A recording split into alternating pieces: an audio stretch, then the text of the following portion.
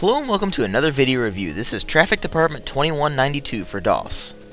This was a 1994 top-down shooter developed by P Squared and released by both Epic Mega Games, who were the distributor, and Safari Software, who was the actual publisher. Basically, what you have is a top-down shooter with more of an emphasis on the story and the characters than really the gameplay. And that presents some interesting changes from the rest of the games in this particular kind of genre. Now, of course, the emphasis on the story and the characters and everything made it a little bit of a problem when they went to the graphics department. Nothing's bad looking. It's just nothing's particularly great looking either. The sprites do their job. They're decently drawn. The animations are decent. They're nothing spectacular. In fact, they're extremely simple. The cutscenes, if most people would just find these cutscenes extremely boring because there's no movement. It's just pictures of whoever's talking and then just the text under that. And of course, that means that there's no voice acting either. The sound design is pretty simplistic. It's minimalistic. There's only about 3 or 4 music tracks across all 3 episodes of the game. And they're okay, but they're not particularly great either. The sound effects themselves do their job. They're nothing particularly outstanding, beefy, concussive, any of that. They just work. So overall, in the presentation, this thing is kind of lackluster. Now, of course, you kept hearing me talk about, how they emphasize the story and everything. Well, they did, and it takes place over 3 episodes, and the second 2 episodes were released in the registered version. The first episode was the shareware. And it is now freeware, by the way, so I will put a link in the video description box if you're interested, and you can check it out if you want. Anyway, basically, takes place over 3 episodes. Each episode is 20 missions long. Between each mission, there are a series of cutscenes that drive the story, and it's mostly done through dialogue. Now, when you start up the game, it'll ask you if you want to play the censored or uncensored version, and the censored version just kind of makes it look like static every time they cuss, and that's really it. The uncensored version, this thing is no worse than a PG-13 movie. It's really a fairly wimpy in terms of like adult content storyline.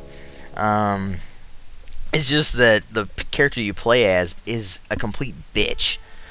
You play as Lieutenant Marta Luis Velasquez. You work for the traffic department in the city of Volthaven on the planet Sikh in the year 2192. And really, there's like no exposition to this game. It starts up, and the opening cutscene is literally just, okay, Velasquez sees her father killed in action. Okay, where does this go? Okay, that explains the motivation of the character, but what's going on? Like, who are the vultures? What is Sikh? Where are we? That kind of thing. The story is just rambling. It is incoherent.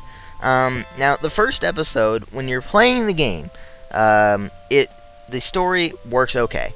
It's solid. You can understand it. It has some pretty cool twists here and there. And then you get to episode 2, and it's still okay, but it's just, you can tell they kind of got a little tired of it, and it loses steam.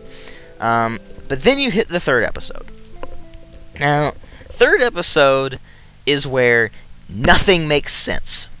I mean, literally, the entire thing is an incoherent, rambling mess of a storyline. It just goes all over the place. There's really, like, no resolution by the end, and you're just kind of like, what? Why did I play this?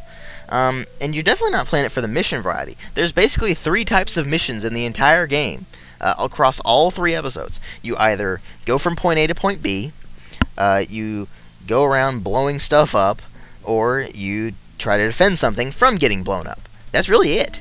Apart from that, there's little to no mission variety.